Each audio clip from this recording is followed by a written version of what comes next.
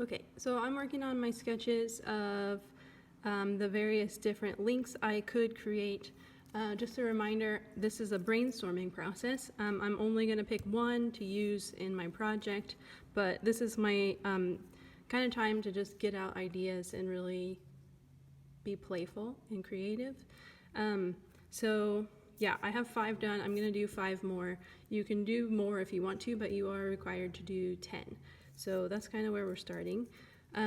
A couple things that I am looking for in your sketches, because this is part of your grade, you're going to submit a picture of your sketches.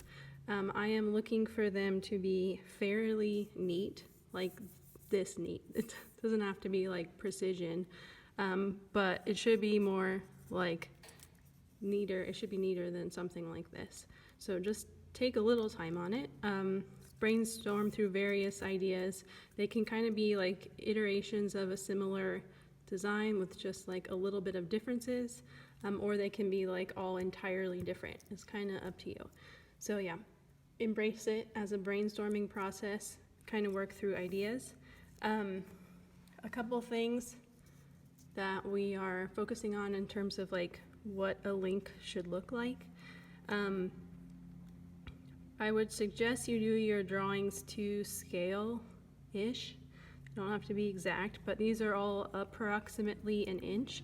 That's kind of the size we're looking for links, because we're working with fairly thin wire, and it's not going to withstand like a giant link.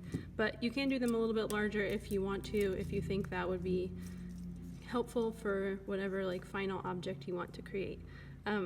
So yeah, suggested around an inch, although you can go larger or bigger if you want to. That's not a graded section of this project. The other thing I want to think about is that each link should have 2 areas where I can connect it to another link, so 2 enclosed areas. These first 2 have rounded enclosed areas where I can link another link to. These 3 have squared off little sections where I could link it to something else. So you can be creative with the shape of that link, but each, or like loop, I guess, but each link should have 2 of those on it. So I'm gonna go ahead and stop it and complete my sketches. I'll show you the finished version when I'm done. Okay, so here are my sketches done. And this is essentially what I'm looking for, grade-wise. So fairly clean, neat. I don't know if you can see those bad ones, like not super sketchy and messy and unclear. Like more of a singular line, even if it's not perfectly drawn. We can still use that as a template fairly easily and use it to create our link. So after you have your 10 sketches, I'm going to choose whichever one I want to, that I think will like make the most interesting final project. I'm going to walk through a couple of these just to show you different like processes and techniques. So we're going to start with the most simple one right there, and I'll probably show you one of these more complex organic kind of ones, and then also one with the squared off kind of loops. So I'm gonna, yeah, we'll start with this guy, and I'm gonna go ahead and I'll just scoot it over here. You know what it looks like, a circle, a straight line with 2 circles on either end. These are our tools that we have, you guys should have. So these 4 different things, just to kind of walk through them one more time. The first thing we have are, oh boy, whoop, round pliers. So the part that's touching the metal is cylindrical and round. 1 pair of these, 1 pair of flat pliers. The inside part that's touching your metal is flat and fairly smooth, as opposed to like the inside of these, which is ridged and is gonna like mess up your metal. So flat nose pliers. Also I have some form of snips, something to cut my wire. Yep, I prefer these, but if you have something like this that has a wire cutter on the interior right there, you can use those too. I would show you how to use these, but they're rusted closed. So these 3 tools, this is my wire. I am using copper wire. It's a little bit more malleable than some of the others, but it doesn't really matter because it is fairly thin wire. So any of the wires you got that were in that Google Doc, all of those are going to work fine. Okay, you gotta have some options. Like, I personally prefer to cut a chunk off and work with that rather than like being attached to the spool the whole time. That process does create a little more waste, so if you're worried about having enough, maybe work off the spool instead of cutting like a chunk. Okay. So again, this is what we're going for right here. And follow my sketch. That way I can make them all the same. So I want to show you guys that one more time. I'm going to start at the very tip of my wire, being the point that is like directly in between my pliers. So I don't want a bunch sticking out. I do want the very end, whoops, right in my grip, right? Whoops. Okay. And then it's just going to be kind of a rotation, so turning my wrist, spinning my hand. Let me zoom out again.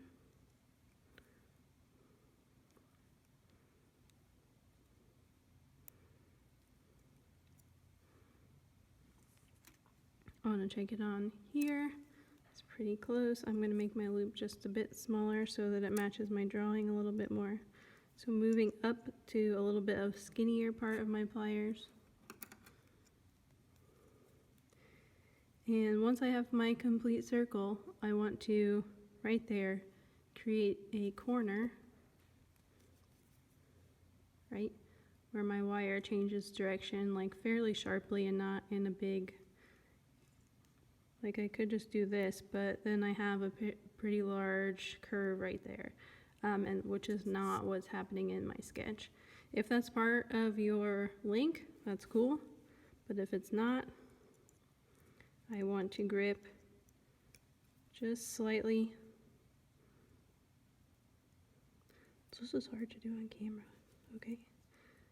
Just right above where I want my wire to change direction, and then I can kind of pull it.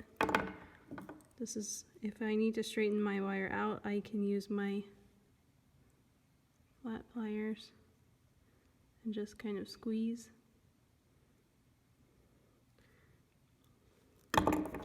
And that can kind of help me crispen things up if I didn't do a great job making it neat and clean the first time. If I have kind of a gap in my link like that, I can gently squeeze it like this. So I got this link closed by just kind of gently squeezing it. I also want to make sure it's in line in this direction. So I can just squeeze it with my flat pliers. Squeeze, squish, any part that seems kind of out of line, and my flat pliers will help me to kind of fix that. So I have my closed loop with a straight line off of it, and now I want to use my sketch as a template so that I can make each one the same. So let's focus down here. My loop is about the same size, and now I just need to make my other one. And I have a couple options on the best approach for that.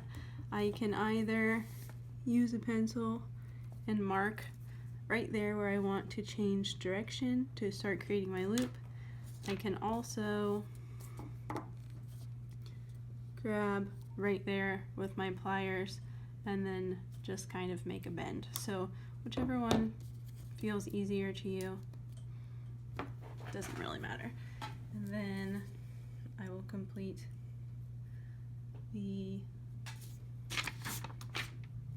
loop on this side. Come on, focus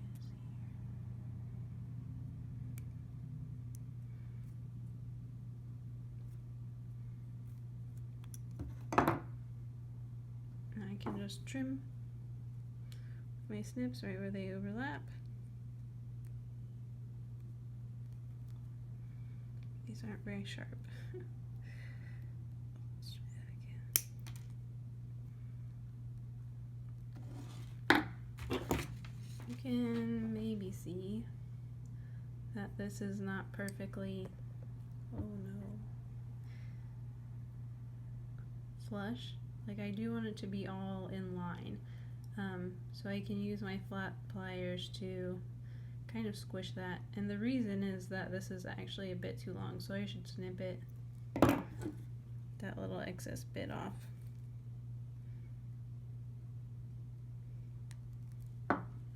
By the way, depending on what kind of snippers you have and your wire, snipping may be a bit dangerous, so mine are fairly weak and not very sharp. But if you ended up using thicker wire, or you have very strong snippers, sometimes when you clip, it can kind of shoot your other piece away. So make sure that when you're snipping, the excess wire is not pointed at your face. A few safety things. But yeah, you can see this is still not like lined up perfectly from the side view. So I want to go ahead and just use my flat pliers to smush that. I can also use it right here to kind of straighten that line out. But now when I get my sketch out, this link should be that size.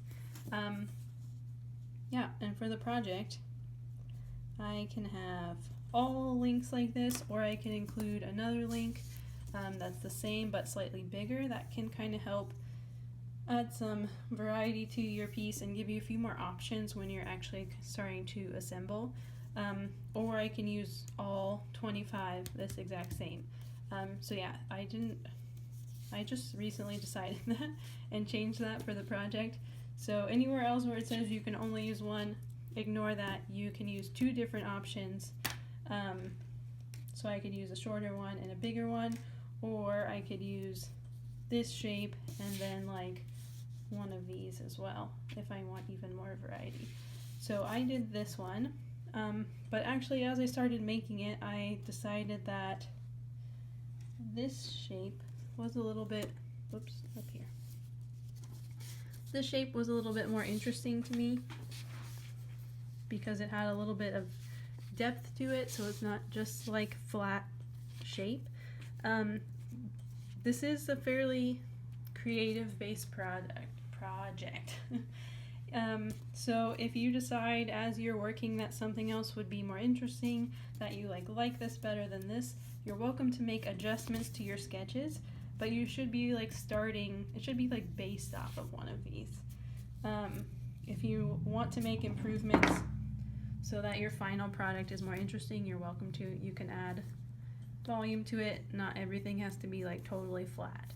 So I've made 8 different links right now, or 8 exact copies of the same link, and I kind of want to show you guys how to start putting them together. So you should have 25 total links in your composition, or more if you want, but at least 25.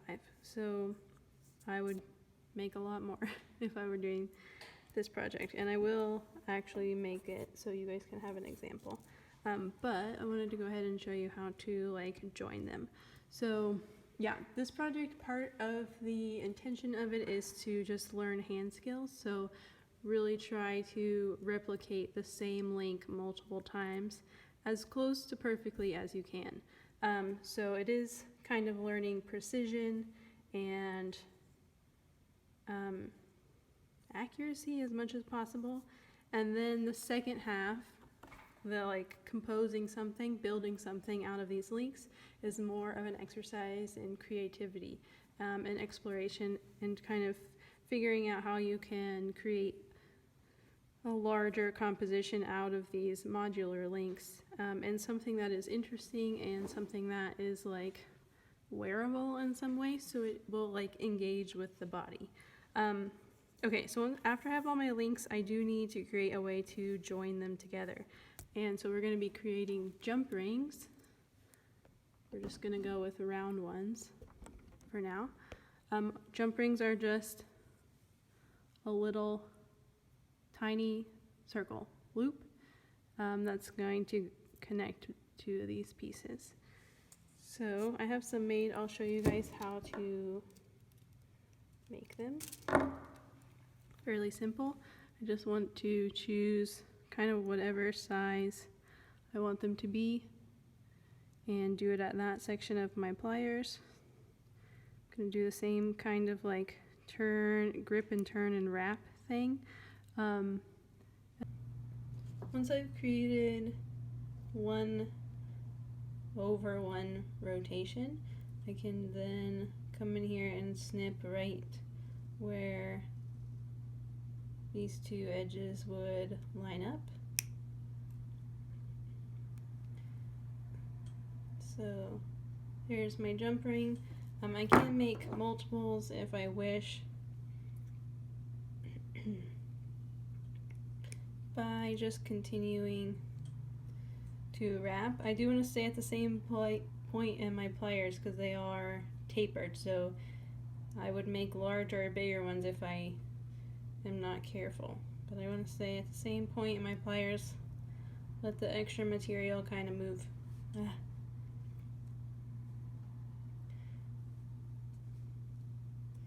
Upwards.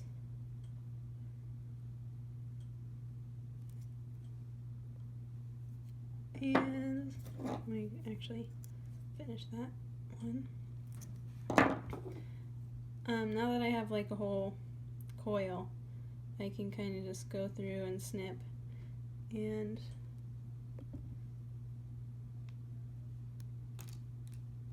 make multiples. It's a little bit faster, although it's a little bit trickier to do the snipping, so kind of whichever method you prefer. So once I have a jump ring, let's talk about how to use them. I do want to, and you can see when I like make them in this direction, they're not perfectly flat. They are, yeah, more of a coil. So these two ends don't really line up, which is totally fine because how I want to open them and use them is actually to twist. So I'm going to grab one side, and then if you have two pairs of flat pliers, you can grab this other side. Otherwise, since we're using fairly thin wire, I can just kind of use my nail and push it to twist it open. So even a larger, more open coil. And I can thread it through as many links as I want to put on this jump ring. I can do as many as I want. Doesn't matter. It just depends on what kind of composition I want to create. So put two on there. I actually want them to be opposite. Okay. And then I want to close it back. So again, using my nail, or you can kind of hold it like this and just squeeze it shut with my pliers. So I do eventually want, you guys can see that, you want it to be lined up, flat. You can also, again, kind of squeeze to close it if there's a bit of a gap. So that's the kind of basics for a jump ring. It's just a little okay, once you make a bunch, your kind of plan and process from here is much more creative and exploratory and open-ended. I know some of you aren't really into that. So our next project is going to involve less open-endedness, but for this one we are just kind of being creative and exploring here. So I'm kind of just running through various ideas of how I can combine more of these. Right now I have 8 links, and the jump rings don't count as links, so 8 links So I'm going to need to make more of those in order to create my final composition, but I can kind of start playing with like what type of look I want. So yeah, this also kind of comes into play, like what you want your final object to make, what final object you want to make. If I wanted to make something more of like a wearable sculpture, so essentially that's more along the lines of jewelry, these links, because of the nature of a link, are movable. So it is going to be a little bit harder to make something like a stable sculpture that could just like sit somewhere. They do have a lot of movement and play to them, so sometimes they do work a bit better as more of a jewelry object. So if I wanted to, I could create kind of like a bracelet type of thing happening here. But I can also play around with different ways to combine them. I can do something like that. I personally prefer this in shot. Okay. To move them around with a pencil because fingers are fat and difficult to move tiny things. I can do another one right there depending on what overall shape I want. This also is kind of when maybe a second optional link could come in. So if I'm kind of not super happy with what my options are with just these links, I could like add in my second link, which is the same as my first, just flat, not bent, and a little bit longer. This one, I forgot, I didn't close it yet. So I could create a little bit of a bigger composition this way. I don't have to do everything flat if I don't want to. I can also attempt to build at least. Like I could put 4 of these together and then something off of that. So it actually, if held like kind of dangling from something, if gravity was involved, I guess, then it could have more volume to it overall. So it's not necessarily just like a flat little sculpture. It can have some volume to it as well, but it isn't really going to be like super stable and secure just because of the nature of links. If you do want it to move around a bit less, I could do smaller jump rings so that the links have a little bit less kind of space to move around with. But yep, this is kind of your process. So this is 10 links right there, so I can make another one of those, another and a half or 2 more, and maybe that could be more of a bracelet.